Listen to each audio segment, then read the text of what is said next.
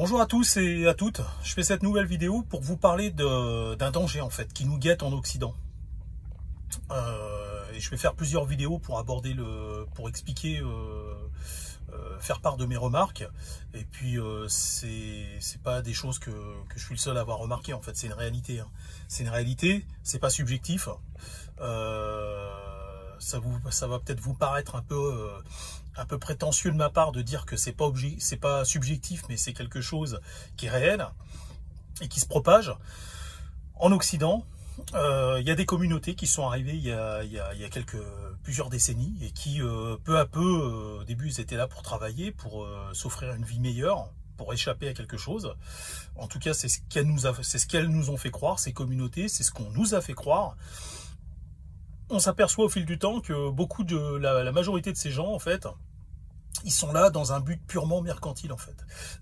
Et ce qui est étrange, enfin c'est pas étrange du tout, c'est que quand ils sont sur le sol occidental, ils sont ultra socialistes et ils dénoncent en fait les gens, les capitalistes, en fait, les ultra capitalistes. Alors ils vont s'en prendre souvent en fait aux juifs, hein, les juifs du type.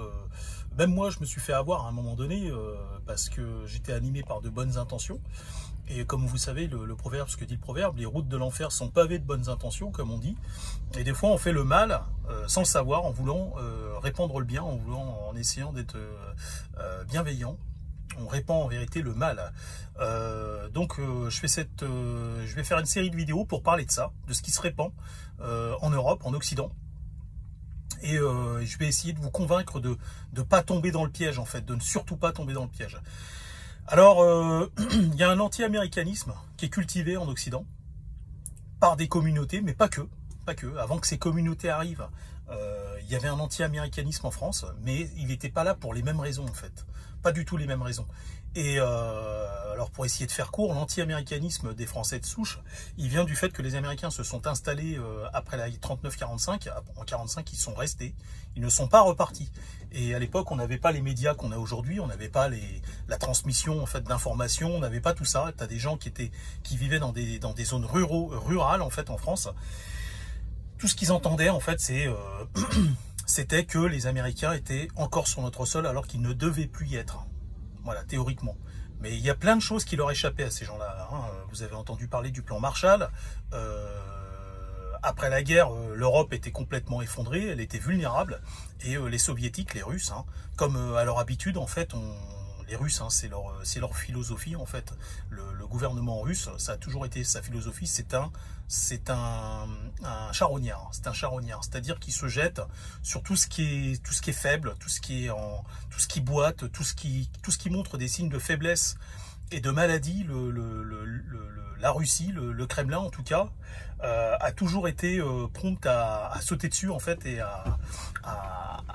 voilà, à profiter de la situation. Et c'est exactement ce qui s'est passé en 41. Ils ont envahi la Finlande, hein, très sournoisement. Ils ont profité du chaos pour faire ça. Et puis en 45, ils ont continué, hein, c'est-à-dire ils auraient dû normalement se retirer de l'Europe. Qu'est-ce que les pays slaves, qu'est-ce qu'ils avaient fait de mal à la Russie? Rien du tout, hein, que dalle. Bon, il y avait la Yougoslavie de Tito qui était alliée au régime nazi, mais dans ces cas-là, ils auraient pu annexer une partie de la Yougoslavie, mais ils se sont pas arrêtés là. Ils ont envahi l'Europe, ils ont annexé la Pologne, ils ont annexé la Pologne, l'Allemagne. Bon, ben ça, c'est compréhensible, on peut comprendre. Mais on voit qu'ils avaient une politique en fait d'expansion et de colonisation en fait. Hein.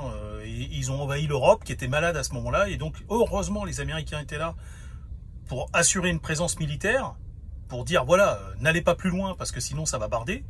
Les Américains à ce moment-là avaient la bombe atomique, ils ne l'ont pas utilisée sur les Russes. On est toujours en train de diaboliser les Américains, en train de dire oui, ils sont ceci, ils sont cela, mais écoutez, ouvrez les yeux, quoi. Revenez à la raison. Les Américains auraient pu mettre une tôle aux Russes, hein, juste en 45, ils étaient bien plus forts que les Russes.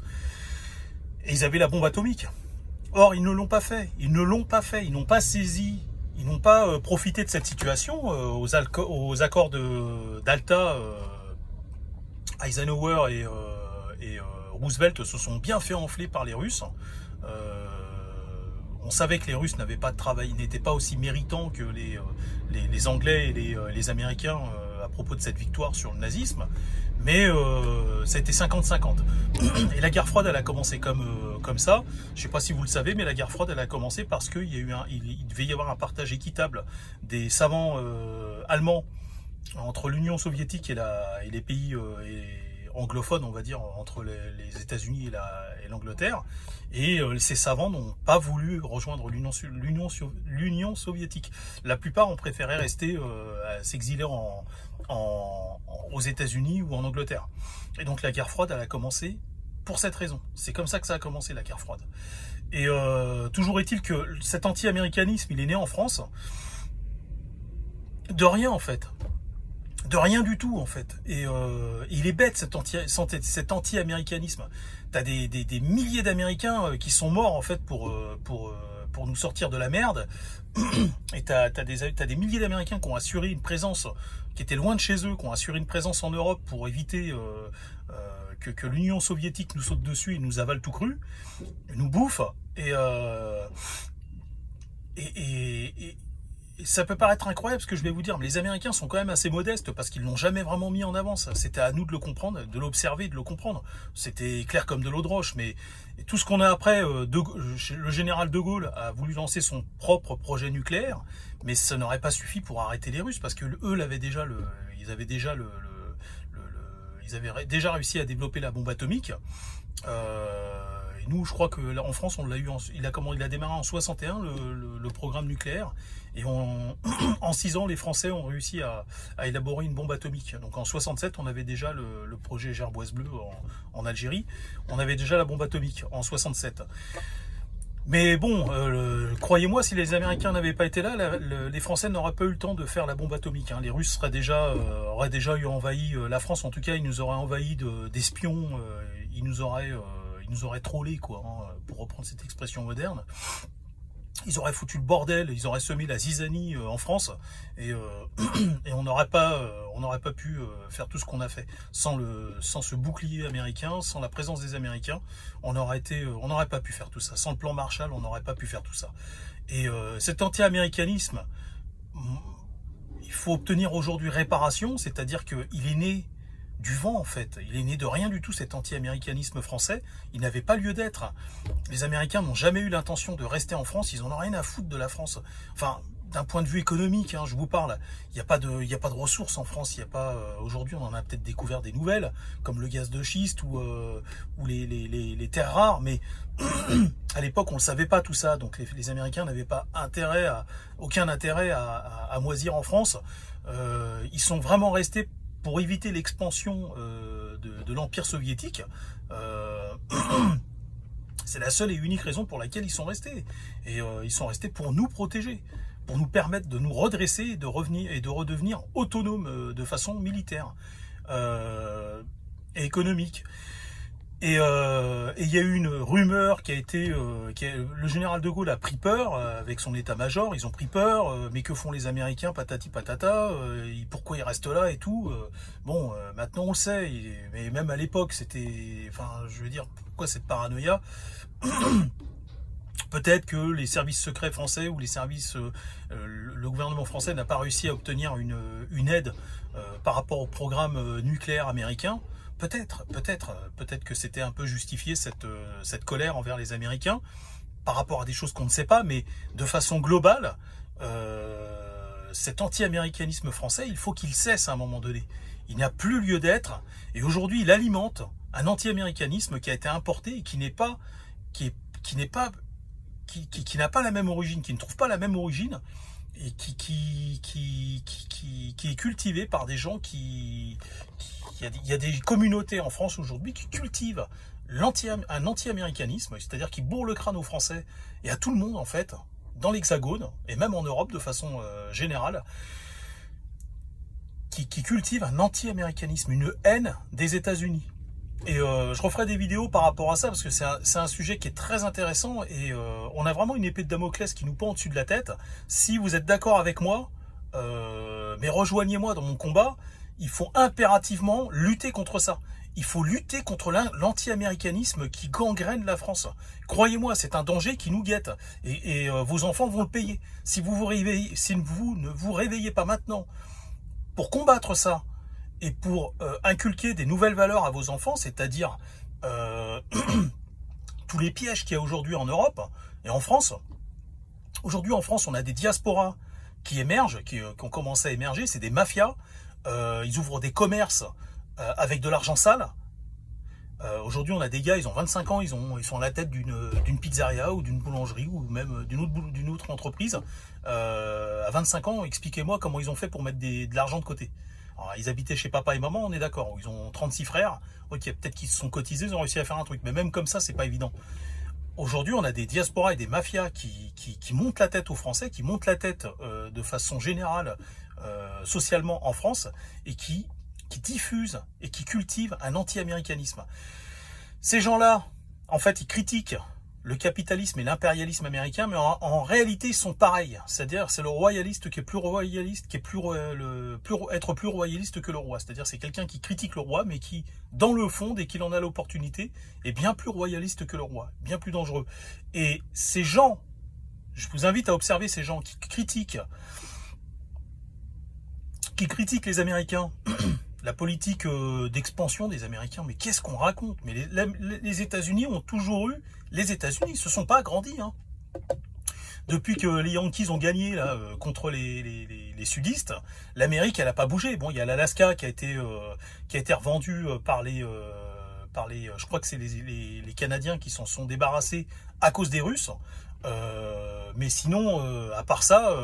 il y a une rumeur qui dit que les Américains ont une politique expansionniste et ce sont des colonisateurs. Mais les gens qui répandent ces rumeurs à la con, ce sont des Russes. Hein. La plupart du temps, c'est des Russes ou alors des gens qui travaillent pour le régime russe ou alors des alliés du régime russe.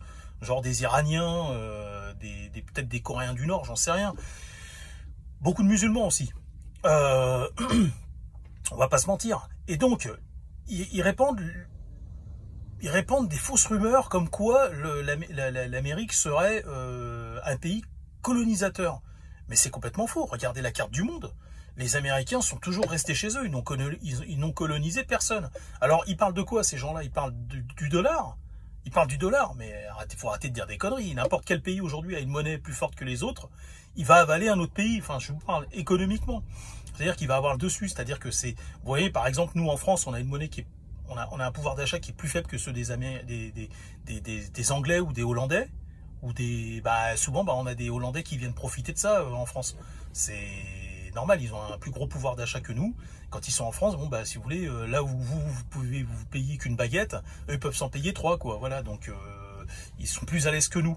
Mais ça, c'est la vie, c'est comme ça. Qu'est-ce que vous voulez que je vous dise quand une monnaie est plus forte que l'autre, ou en tout cas maintenant qu'il y a l'euro, quand il y a des pays qui ont les habitants ont un pouvoir d'achat beaucoup plus fort. Forcément, quand ils viennent chez nous, ils ont un pouvoir d'achat plus fort. Mais c'est ça qu'on reproche aux Américains, en fait, c'est d'avoir inventé le dollar, d'avoir mis leur monnaie, d'en avoir fait une monnaie forte, et d'avoir diffusé le dollar à travers le monde.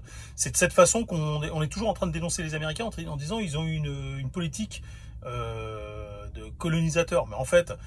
Pour en revenir à la Russie, mais c'est eux qui ont colonisé en fait. La Russie, ça s'arrête à l'Oural normalement. L'Oural, c'est la frontière naturelle de l'Europe. La Russie, Moscou fait partie de l'Europe. Hein. Le noyau russe fait partie de l'Europe. À la Renaissance, ils ont commencé, les trappeurs russes, pour la traite des peaux, là, ils ont commencé à envoyer des trappeurs aux confins de la Russie, ils sont revenus, puis ils ont réussi à convaincre même je crois que ça s'est fait avant, hein, c'était en 1400 et les bouettes,